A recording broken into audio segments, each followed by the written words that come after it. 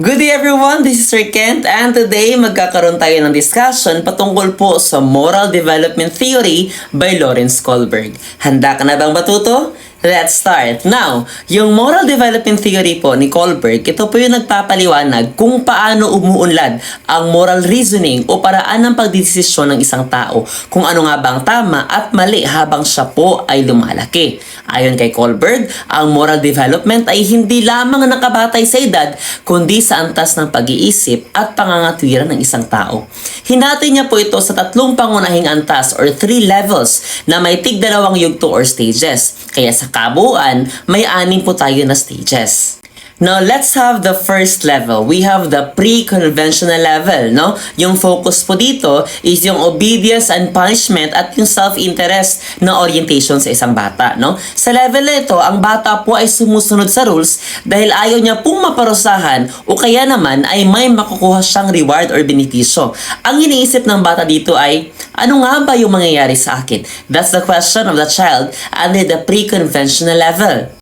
Now, let us discuss the 2 stages under the pre-conventional level. Stage 1, we have the obedience and punishment orientation. Ginagawa ng bata ang tama para hindi po siya mapagalitan or maparusahan. For example po sa classroom, no? Kunwari sasabihin ng guro, no, na huwag kayong magtakbuhan sa classroom. No?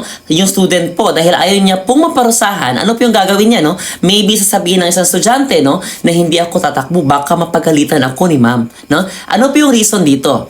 Bakit sumusunod po yung bata sa rules? Dahil siya po ay takot sa punishment. That's the obedience and punishment orientation. That's stage 1. Yung stage 2 po natin, under pre-conventional level, we have the self-interest orientation.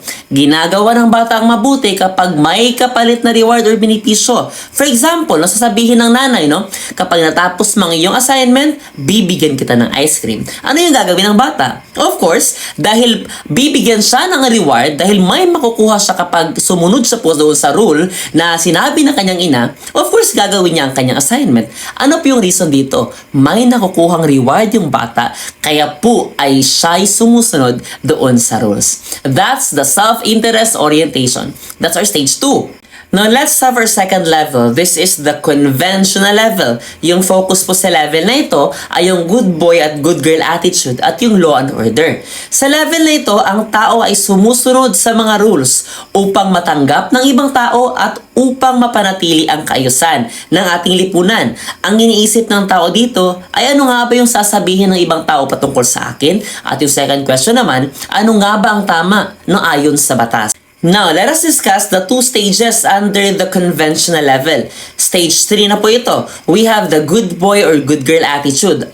Gumagawa ng mabuti upang mapuri, magustuhan o tanggapin ng pamilya, guro at kaibigan yung isang tao. Gumagawa po siya ng tama para po ma-feel niya po na siya po ay belong sa isang circle. For example po, gagawin ng isang estudyante, no?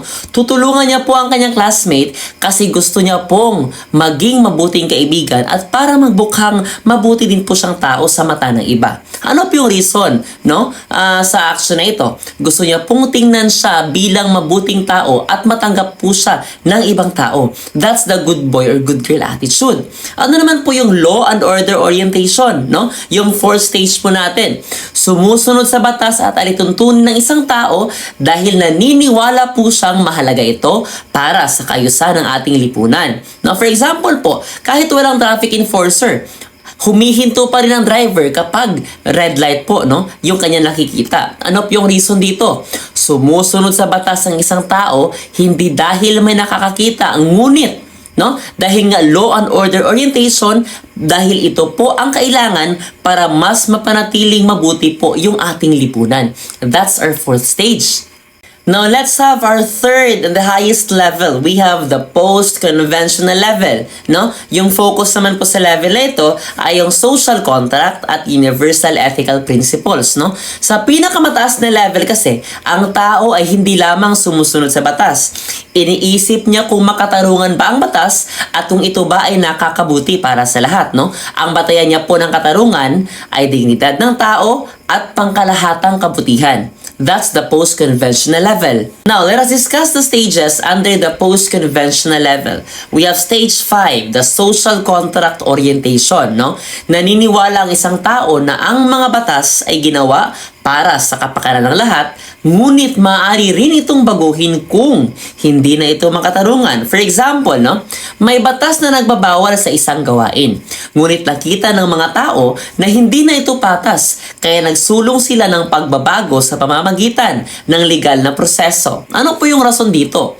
Inuuna po ng mga tao ang karapatan ng nakararami under the social contract orientation. Now, let's have our last stage, no? Our sixth stage po, we have the universal ethical principles, no?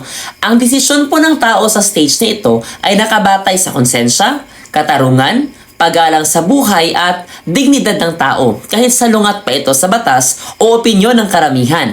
Let's have for example po, no? Halimbawa po, may isang doktor, no, na tumulong sa biktima ng sakuna kahit hindi po siya naka-duty. Dahil siya po ay naniniwala, no, na mas mahalagang pagligtas ng buhay kaysa sa personal na kaginhawaan. Ano po yung reason, no, ng aksyon ng tao dito, no? Siya po ay ginagabayan ng universal principle ng kabutihan at paggalang sa dignidad ng isang tao. That's the universal ethical principles. And some psychologists, no, and some sources would tell us na yung mga tao, sila po ay namamatay na hindi nakakarating sa universal ethical principles. Some statistics would tell us na only 25 to 30% lang po ng mga tao bago po bawian ng buhay ay nakakarating dito, no, sa last stage. Some sila po ay nagsastop lang doon sa 5th stage, some doon lang po sa 4th stage. Yan po kahalaga, no, ganyan po ka-valuable yung universal ethical principle dahil hindi lahat nakakatungtong sa stage na yan. Now, para mas madali nating matandaan yung ating 3 levels of moral development theory, let us familiarize ourselves with these mnemonics, no? Ito po yung me, we, at all. Ito po yan. Kapag po pre-conventional level, no? Me po, yung focus po natin dito ay yung tao, yung ano po yung magiging kahihinat na ng isang tao kapag ginawa niya po yung isang aksyon. Yung question po natin dito, ano po yung mangyayari sa akin kapag ako po ay sumunod sa batas? That's pre-conventional level. Me, yung focus ng tao dito ay yung kanyang sarili.